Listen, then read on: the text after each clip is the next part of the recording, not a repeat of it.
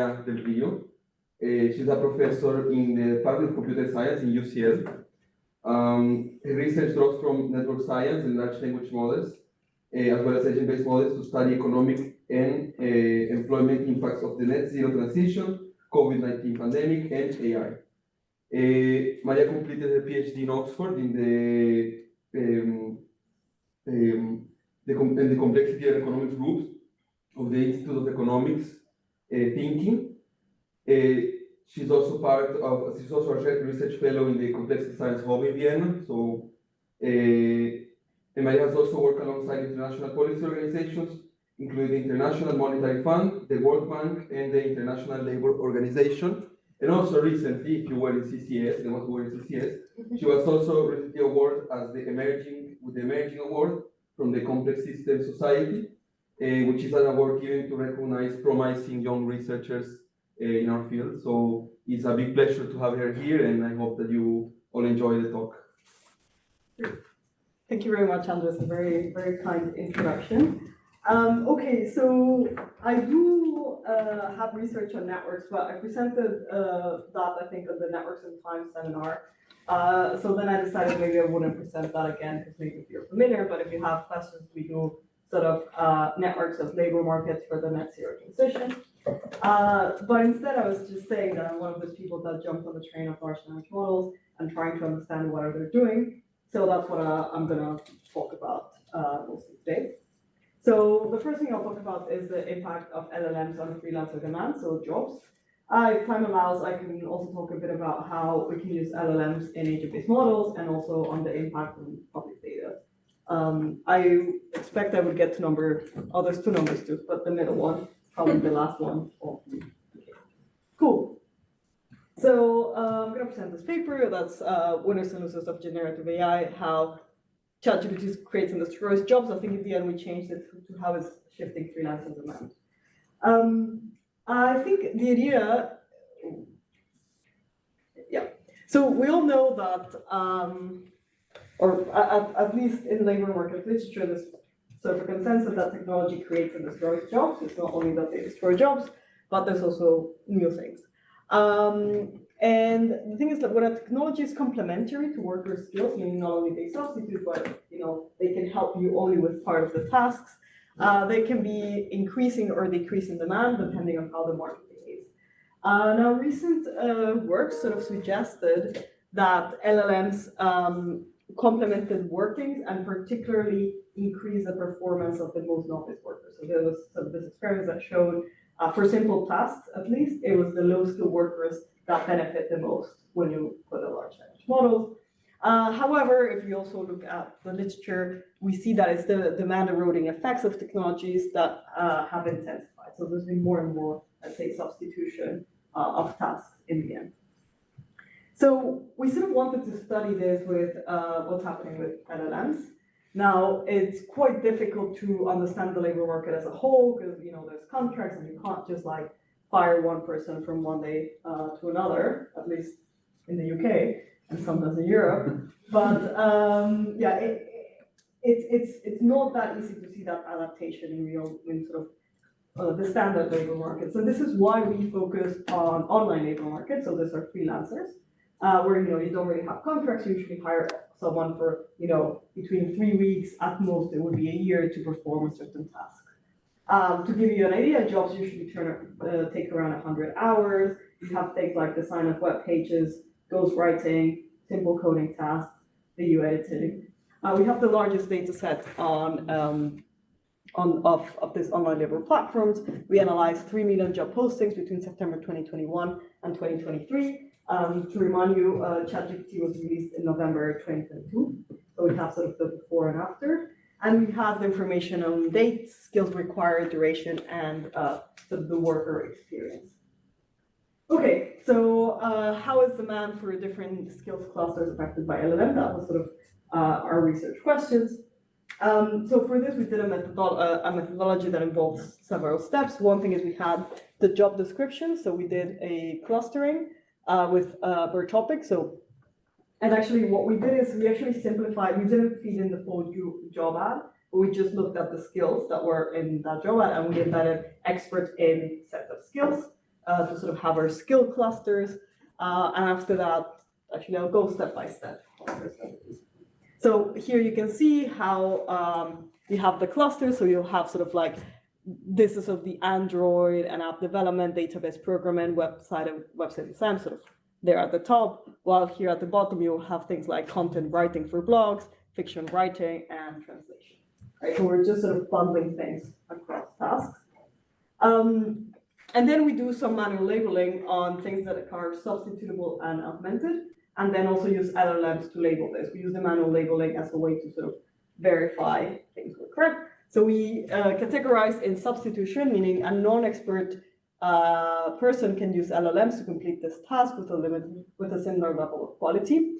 Complementary, which is a non-expert cannot use large language models to completely do this task without compromising quality. However, an expert freelancer can use LLMs to reduce the time it takes them to complete this task by at least half with the same level of quality. Or unaffected, basically, while non-expert and experts may be able to use LLMs to help them on this task, LLMs can only provide limited help. We actually had to phrase this very much as, while LLMs can help, they won't be able to be super helpful because ChatGPT always says they can help. Like if you say like, oh, you can't help, ChatGPT is like, no, I mean, obviously I can help in my brainstorming. You're like, no, sorry, you cannot sweep the floor, but anyway, but and this is why also we did like manual labeling to just corroborate all of this. This is how the skill clusters look. So it's complementary. This is the ones I showed before, which is more about programming. Substitutable, you have here like more of the writing task, and unaffected, which were more like brand design, video, and audio or photo editing. At that time, remember when ChatGPT was released, it was only text-based. You couldn't really update things, so that's why it's sort of unaffected.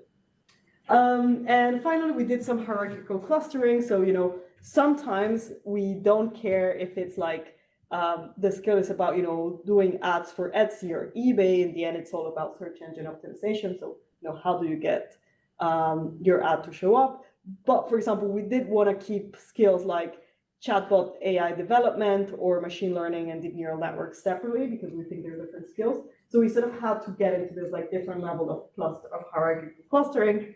So we did this sort of looking at their hierarchical tree and sort of determining which ones we wanted to bundle up with. Anyway, overall we ended with, I think it was like 171 clusters. And we could sort of, actually I think they're here. Most of them were either unaffected or complementary. Substitution were the minority. This is how sort of the time series looks. Now, if you really sort of want to get into the effect of before and after, you can sort of eyeball it. And if you eyeball it, you see that these ones are growing. Well, this one would even decrease a bit, but that's not the real sort of good way to do it. The way you do it is you do statistical inference and you do a difference in difference model where you have the unaffected as your control. So you assume, the world would have been like that for those unaffected, and you check how the others change with respect to that. Once you specify the model, you get sort of this difference in difference plot, which means basically how the things change after the release of ChatGPT compared to the unaffected cluster. And what you can really see is a decrease in substitutability. While for complementary, it very much remains the same. Okay, I think overall, it's in the abstract, but overall, I think the decrease was around 28% for substitutable tasks. But that's, you could say like, hey Maria, it's quite obvious that writing and translation is going to come down, give me something a bit more interesting, right? And this is where we sort of like start, getting to what aspects are really being substituted or not. By the way, I'm happy to take questions at the same time if anyone's curious. So this is a regression table, apologies for this. But basically what you start seeing is here on the first panel is what I basically just said, that it's just the substitutable after that is significantly decreasing. The complemented after is not really sort of decreasing. But you can also do effects by project length. So if the task took 3, 9, 18, or 52 weeks to do, and then you can actually see that the only one that is significant is substitutable at the 3-week level. So yes, ChatGPT, at least at this stage, is substituting for work, but mostly it's short-term tasks that will take around 3 weeks to complete within the substitutable clusters. But then we go into the experience level, and there what we find is that it's mostly substituting for substitutable one. It's more the intermediate veteran, but also the novice worker. But also for complemented that apparently are not affected. Once you look at worker experience, you do see a decrease in novice work. So basically, for those skilled clusters that ChatGPT can help you a bit, it is replacing the novice workers. And I mean, I can talk about more of this at the end, but it kind of makes sense in that you sort of, if it's something that complements a novice worker, it will also probably complement yourself. So why would you hire someone who's at the entry level of that if you can do it yourself with ChatGPT? So there you start, like even for the complemented one, you start seeing it.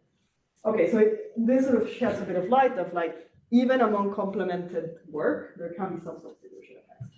Now, you might also be saying like, well, tell me really, what the skills clusters are, and can we get sort of the difference? And also you might be like, well, I'm sure there's also jobs being created. So yes, we can get, and here's the number. So here, for every skill cluster, you can get a particular estimate. This is a decrease in demand. This is an increase in demand. Basically, you have demand for writing and translating decrease between 20 to 50%. And it's interesting that you can really see the things that decrease the most is writing about those pages, because honestly, I think you kind of know what the information of about us, and then you just get ChatGPT to do it. This one was around 50%. You also get different estimates for translation. So translation for Western European languages was the one that decreased the most. Translation for Eastern European languages a bit, but also not that much. And I mean, somewhere in between here, you would find sort of the ones that are insignificant. And then I think it was Arabic or other sort of languages that are a bit more complicated that you don't get that many substitution effects.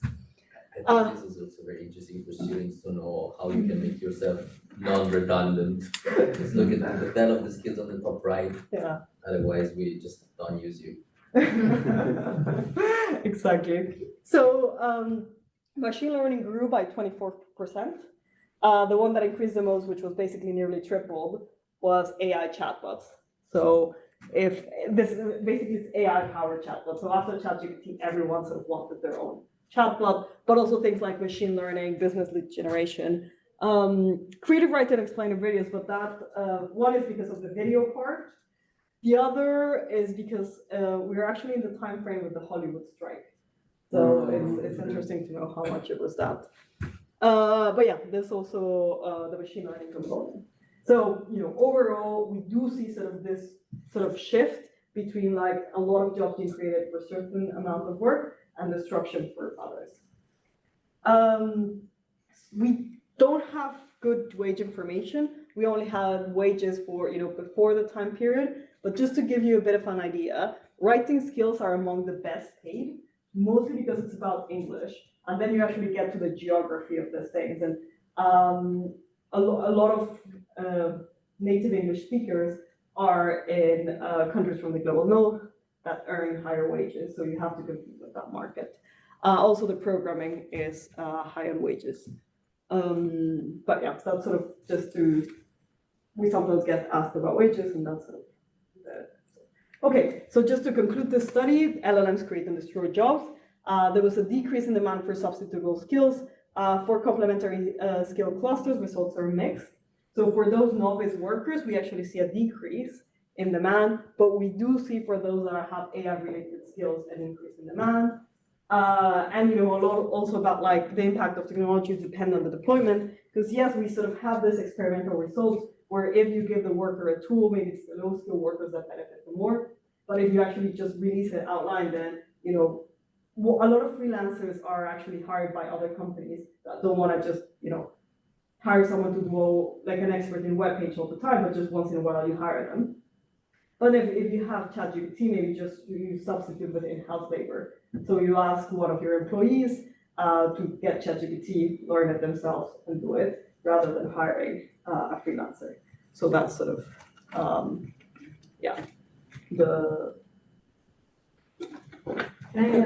sure. About like the wage stuff. So from the data that you have from like the freelance website, you don't know, or do you know like wage they offer for these jobs? So we know, I believe once it's been paid, we know how much it was paid for that particular sort of task. But so my co-authors used to have the data for really good quality data, but then they sort of started losing access. Like the API started to be more and more restricted. So this data comes from another paper that they did between 2020 and 2021. When we got the data for this study, we couldn't get the wage anymore. So we only proxied how it looked before than now. So we don't know the effect on wages. We can just tell you whether they were sort of high or low.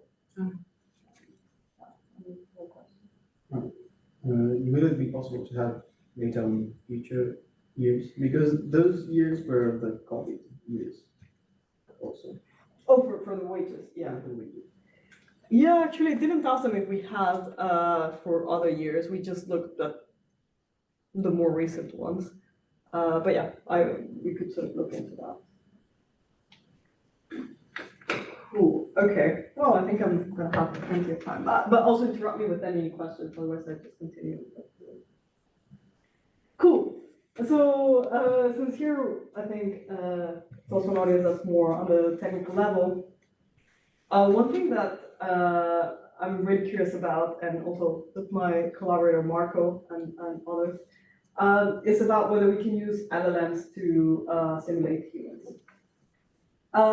So many of you might be familiar with agent-based modeling, and the idea is that we do agent-based models because we can get to bounded rationality rather than utility maximization. So rather than just solving these complex problems of how people maximize, we set behavioral rules in AVMs that are more realistic. But it is quite hard to set the behavioral rules, at least in academia, because they're often considered ad hoc, right? So they're like, oh, why did you say your person behaves this way and not that way? And so heuristics are ad hoc. And then sometimes you can back them up with experiments. You can say like, no, actually I did a control environment, and I don't know if I'm modeling workers or firms, I told workers, will you take this job or that job, right? But realistically, we can't run an experiment for every single rule we want to set. So then the idea is like, could LLMs serve as a proxy to model economic behavior? So we're not the first to think about this. We have, a science perspective on saying AI is a transformation of social science research, where they specifically mention LLM AVMs, could use LLMs to derive empirically based rules of social decision making. And we also have this paper where basically they had LLM agents socialize, and they ended up creating sort of a Valentine's Day party. So the idea, it has also been mapped a bit into economics. So John Horton published this paper on simulated economic agents, but there was basically more like just certain experiments from economics, like how to divide a pie and things like that, that you prompt the LLM and you see they have similar behavior to humans. You also see that you can get heterogeneity from LLMs. So this paper basically checked whether LLMs had political views if you prompt them in the right way. So if you say, hey, you're a middle-aged man from Texas, please describe a Democrat, they will describe it as not with good words, let's say. And it actually aligns with like how humans describe each other. So, Democrats would say they're liberal, they're young, etc. Anyway, you sort of get LLMs sort of mimicking the behavior. So based on that, we sort of try to look into can LLMs simulate markets, right? Because to simulate the market, you need to have some understanding of price, and you need to have some understanding of like temporal dimensions and have some rewards, like you sort of want to get better rewards. So we based ourselves on this paper where basically they had people in a laboratory and they paid them depending on how well they were able to predict the market. And so the type of market we have here is one where people expectations of relief can affect the aggregate market. So for example, if you think about positive feedback, so it's financial markets. If I think a stock has a high price and I say, I'm going to pay this amount for this stock, then people start seeing that stock is going up, and then they might be able to pay more, right? So the more I believe the stock is valued at, the more increasing it will be. So that's a positive feedback market. You could also have a negative feedback market where here it's more about where you think of producers of goods, and if they think a product is going to be highly demanded, they will want to produce more because then they can sell more of their stuff for a high price. But if everyone produces a lot, then you have supply and demand. If there's a lot of one good, then the price might actually go down. Right, so there's two types of markets. The one where if you believe the price will go up, it goes up, and the one that if you believe it's going to go down, it will tend to go down, right? I mean, obviously, with many agents. So this is the type of experiments that was done in this paper. So participants were asked to predict the price of the good, which was between 0 and 100, and they would earn rewards based on how much they earned. So if they got it right at the end of the experiment, they would get a higher amount of money. This is sort of how it looked for a positive feedback market. It's in Dutch, but basically you have like, you know, what you predicted and the real price, and then you sort of have like how it's going up, and then at some point there they have like how many euros they're earning from this. Okay, questions on that? Okay, so for positive feedback markets, this is sort of how the plots look like. The red is the real, and the gray is sort of what participants guessed. We also or they put a fixed point back then. By the way, these are humans. So you do it in a way that there's a fixed point at 60, so the price is between 0 and 100. The fixed point is at 60, but obviously there's market dynamics that make it sort of oscillate or take a while to converge there. That's how the positive one looks. The negative one looks quite different. It's more like quick oscillations and then convergence. So you can actually ask ChatGPT to do this, right? You say like, look, here, so we feed basically the same instructions that were fed to humans, we feed it to ChatGPT and see how it behaves. So yeah, so basically you say your role, you have this, you're the user, and you know you have the current time step is 5, the market prices has been this and this and that, your total earnings are this, tell me what the next value is. Now, at least back then, I mean, things have changed quite a bit, but ChatGPT has a context window, so you can't sort of give everything that's been happening all along. So we restrict it to just, you know, no context window, then giving the 3 time steps before, and then giving the 5 time steps before to see how they would behave. And we call this memory, so basically how much we fit them in, and the temperature, which sort of says how volatile they are. What we found is that for positive, for 3.5, it sort of behaves somewhat similar. For negative, it has too many oscillations. So it sort of oscillates too much before it tends to converge, but sometimes it gets a bit crazy and it oscillates again. ChatGPT 4 is a bit better. It converges quite fast to the positive one with some oscillations, and the negative one is a bit more behaved. These are sort of best fitting parameters. There's other parameters when they actually do crazy stuff. So the other thing we wanted to do is really sort of estimate this behavior. So I just showed you some plots, but you can actually estimate it, and this was the way it was done in the paper. So the way you estimate it is whether you see whether they're trend following, which is given by the parameter beta. So basically, trend following is to see what was the price before and what's the current price. And if the price you're going to predict next depends a lot on the change, then you're sort of trend following. And then you also see whether you're sort of stubborn in the sense that you just always predict what you thought was before, or you always predict what sort of the market had, or you're just a fundamentalist in the sense that you just think there's a certain price that's always going to be there. This is how humans behave this is human subjects. This is ChatGPT 3 and ChatGPT 4. We do have the result that that there's not so much trend reversing, and there are some similarities, but yeah. So like the main thing you get is that The beta is, and I think I have the table here. Oh, okay, no, I didn't put the table. But basically, the beta is what you get quite right between sort of the negatives one being more around here and the positive ones being around here and negative one being around there. You sort of also get that distinction, which gets into like, basically when you see the experiments, you can't see they're quite different in the sense that this one sort of slowly converge and this one's oscillate quite quickly.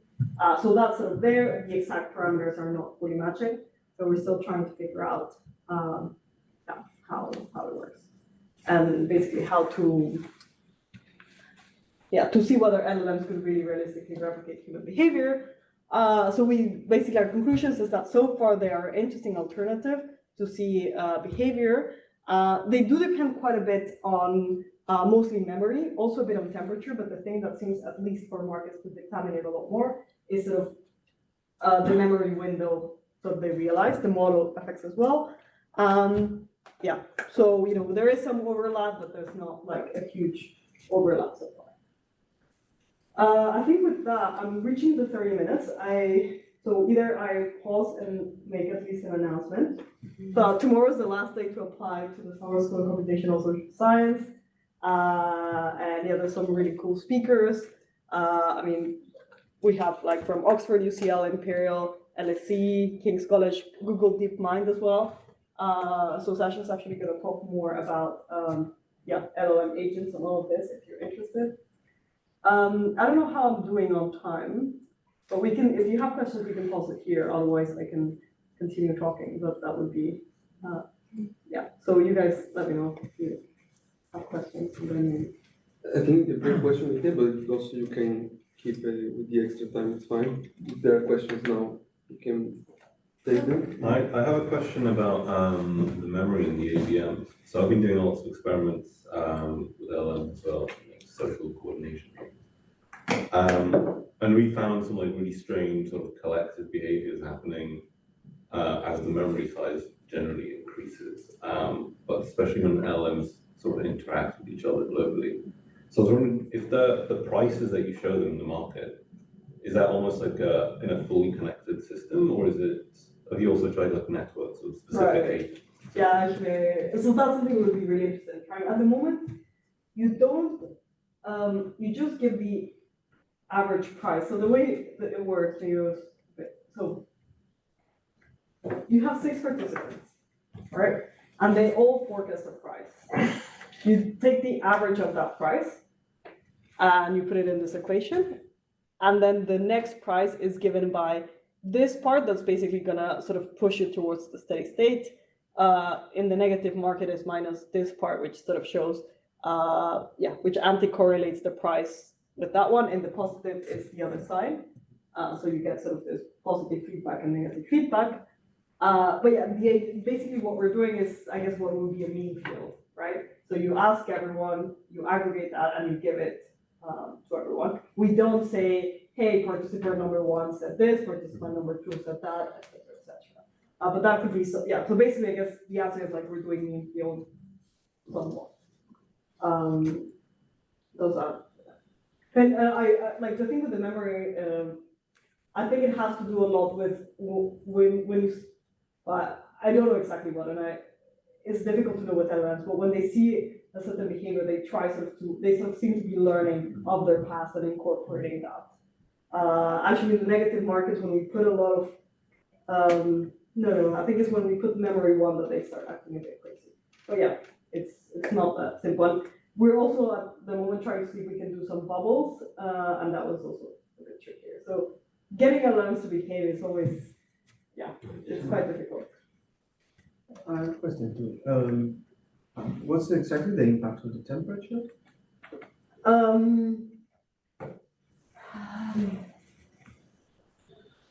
It's not too much. So most of the impact is on the memory. I mean, obviously, if you put temperature 0, you get it's the same having just one agent, right? But in principle, they should all do the same. I think higher temperature, we start seeing better behavior with the market. So like better overlapping behavior from LLMs.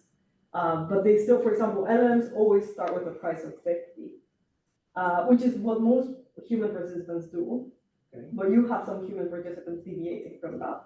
And no, and you know, with temperature, even with temperature 1, we almost always have them at 1. So it does seem to be that part of the reasons we can't replicate this fully is because we have not as much heterogeneity as in humans. So LLMs, at least from what we see here, are not as heterogeneous as humans.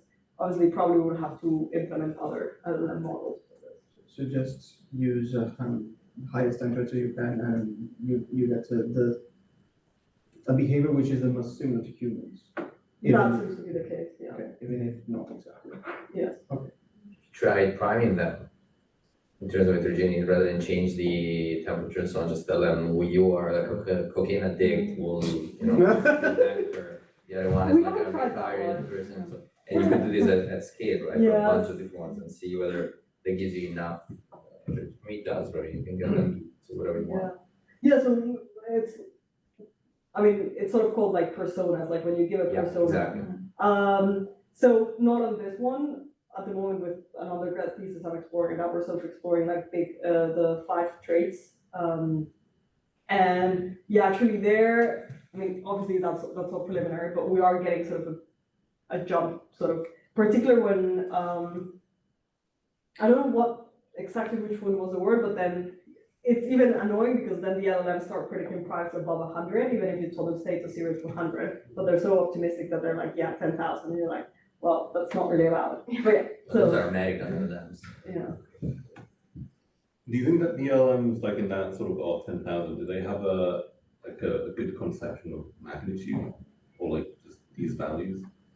Yeah, that's a good question. So we do, I mean, LLMs are known not to have sort of a good idea. I think because we're sort of showing them their earnings, they're at least able to see if it's above 0 or not. So they start getting a bit of signal. And so I didn't put it in there, but the instructions are you have to maximize your earnings. But that could well be the case where they're not getting it.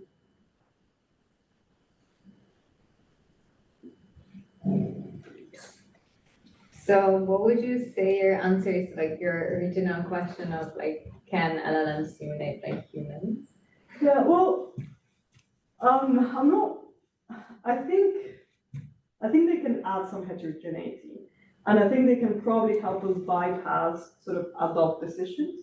And it can at least give us sort of an extra parameter of like, hey, we say people take the job with the highest wage, right? That's an heuristic. Now let's see how LLMs behave. And maybe they add something different, and you can sort of benchmark it so I would put it more as like an extra mechanism. Whether we are at the point where I would just, run the whole world and simulating LLMs, I don't think we're there yet. I think that has a lot to do with how most LLMs are trained, which they have human feedback, right?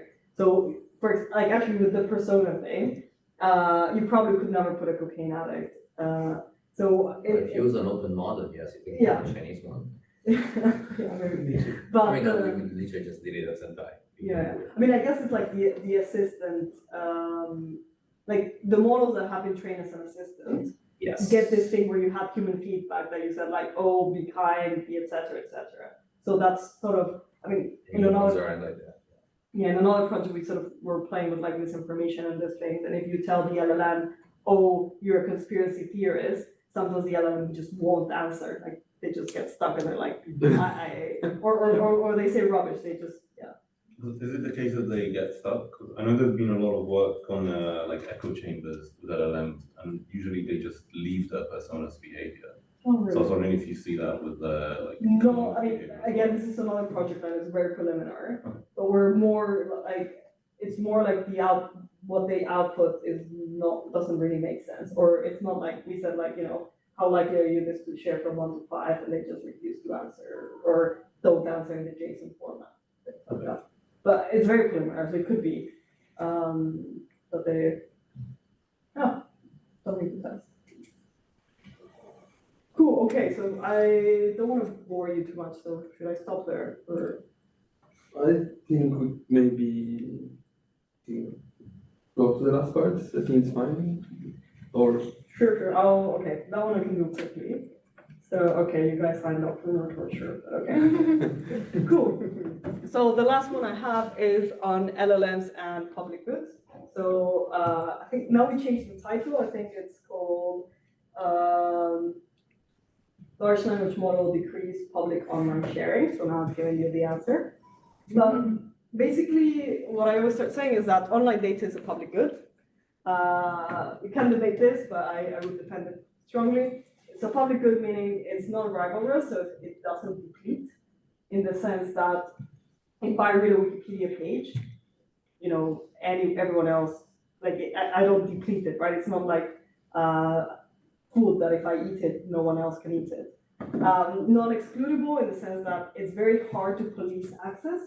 And here we're talking about public data, so you know, if you put something online and you don't put a VPN thing, it's hard to sort of get people to pay for access.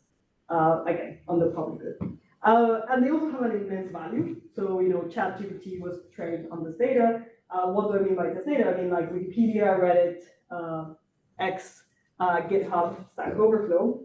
What we're saying is that ironically, ChatGPT may replace these platforms in the sense that, I mean, I think all of you, when you were learning to program, at some point you were using Stack Overflow a lot, but now you stopped asking questions there, so now you ask your ChatGPT, but then it sort of eats its own tail, right? Okay, so that was sort of the hypothesis, and we wanted to know if it was true. So that we did the Stack Overflow study. Some information you should know. Stack Overflow activity has been decreasing since 2016. It actually peaked at some point in 2016 and it started going down. There's many reasons for this. One is, you know, at some point, sort of this Q&A platform started becoming popular at some point. Somebody reached saturation of all sort of the past questions you asked, and you only start reaching like the new questions. That said, it was stabilizing by 2022, ChatGPT release, and it immediately plummeted. So the idea is like, you know, okay, it is plummeting, and we could do a sort of an event discontinuity analysis. But the other thing is, again, we want to get to causality, right? And how do I know this is really about ChatGPT? So we use controls, and we use 4 other platforms. We use the Russian version and the Chinese version of Stack Overflow. So OpenAI didn't allow people in these areas to access the model. Of course, you could VPN, but that already decreases considerably the amount of people that can use this. And the other 2 were Math Overflow and Stack Exchange. So this, if you remember, ChatGPT 3.5 wasn't good at answering math questions, so you probably weren't going to ask these questions to ChatGPT. And there, what you can really see is sort of like the stark decrease in activity. Okay, obviously we estimate the model with, you know, fixed effects, etc. What you really get is that, and I didn't put the numbers here, overall you get a 16% decrease in activity. By June 2025, you start getting a 25% decrease in activity. So basically a quarter less of the questions and answers for certain posts. So we always get this like, you know, and even, so the paper got discussed in Stack Overflow at some point, and you always get these people that say like, but it's only newbies that are dropping out of the platform. Like, you know, we're only getting rid of these people that didn't know.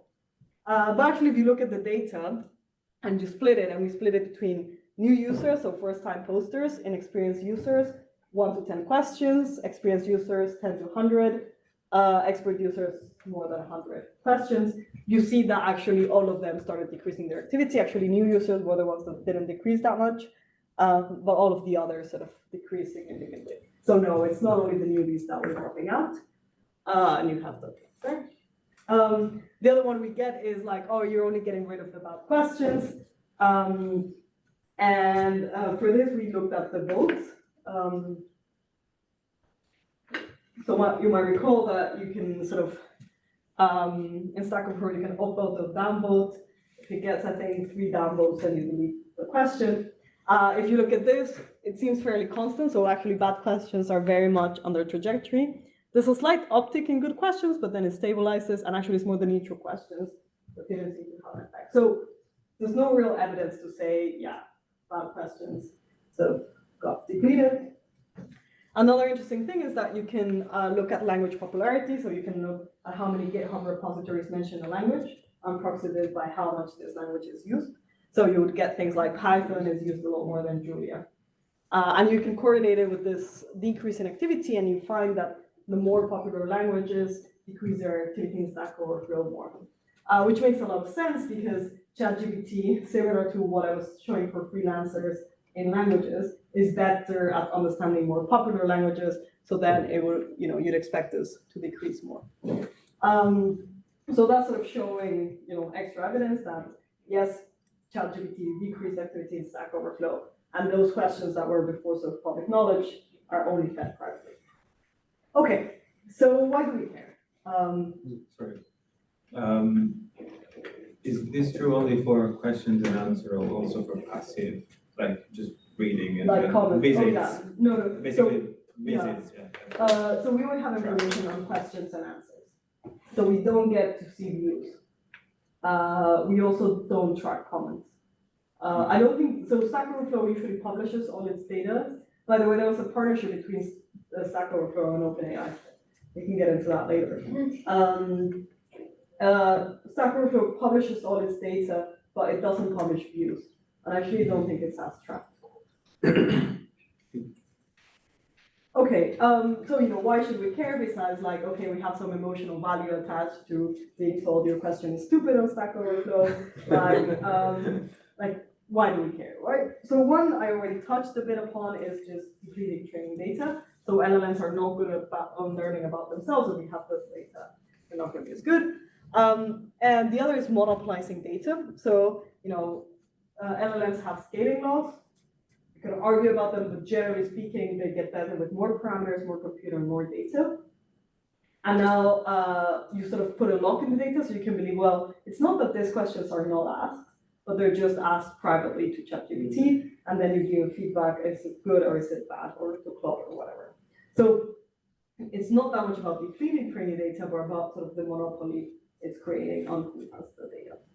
And the other one is narrowing information seeking, which actually comes a bit, if we talked about the heterogeneity of humans, if you always get the same answer, of course you can say, well, maybe Claude would give you a different answer, maybe DeepSeek, but still it might, and this is sort of based on a study James Evans did once on what happened when journals went online. So when you had journals physical, you would sort of scroll through different sections, and maybe someone once in a while you would read about biology, even if your field is physics, and it would sort of like spur the research. And after it went online, you just went directly to what you wanted, and that sort of gets rid of serendipity to some extent. So that's also something interesting. Okay, with that, actually, I think, oh yeah, that's about it, and you don't have to listen anymore to me. And if you have questions. Any questions? When you were showing like the timeline of how Stack Overflow activity changed, I just thought it was really interesting that it took like 10 weeks for the word to catch up and like stuff or like reduce their usages of Stack Overflow. I don't know if it's like anything, I mean, it's not really like 6 degrees of separation, but I was just kind of thinking like, oh, there's like, I don't know if it's a general thing of like information spreading enough, like in 10 weeks, like dumb. Yeah, so it's interesting. So two things, DeepSeek, how DeepSeek decreased the value of NVIDIA by a huge amount? It took around 7 days for, I don't remember exactly, but it took like 7 days for the market to catch up and be like, oh wait, this means something. Obviously there you have the positive effects, but yeah, here anecdotally, I remember looking at the data, Python questions started decreasing before the others. So I do think it has to do with like maybe sometimes the younger population was more like into it. So yeah, I mean there's, I think by now ChatGPT's, even now there's a lot of people that don't use it, but I think it takes a while for people to start being like, oh, this might actually have some use. So yeah, I think that's like adoption is a huge. It might be also that it's not compiled, right? So all the sort of hardcore languages will give you more trouble when they compile. Send in Python, if there's anything wrong, it's in the script directly. Maybe there's something else. Like, you mean like it's harder to For ask a example, if you question? look, I wonder whether the number of questions in Julia also started going down while in C++ and Rust and Yeah, I mean, that's sort of Also they the need sort of plot here, right? Like, that less, I don't know. Okay, well, okay, we can't, I don't know what's happened, but, sort of the more popular languages decrease their activity more than the less popular ones. So yeah, I think by now probably it's equally good for Julia and Python, but you know, this is within the first 6 months of release. Have you also looked at Wikipedia? Just you mentioned it before, but I can imagine that Wikipedia has, for example, the kind of thing that Jacob was saying, more like how many visits do have, like with different size and different topics. Yeah. So there's a study, I think, in Wikipedia, and at some point I looked a bit of the data. It doesn't seem to be decreasing. Oh. I think it's all about how the mechanism works. So in Stack Overflow, what triggers an answer is a question. Okay. So people rarely answer their own questions in Stack Overflow, right? Like sometimes, I mean, I remember being like, I had a question and then I knew the answer and then I posted it, but it's not like, you know, I didn't ask a question to answer it myself. Yeah. I know some people that like doing that, but yeah, in Wikipedia, it's about putting knowledge out. So I think the mechanism is different.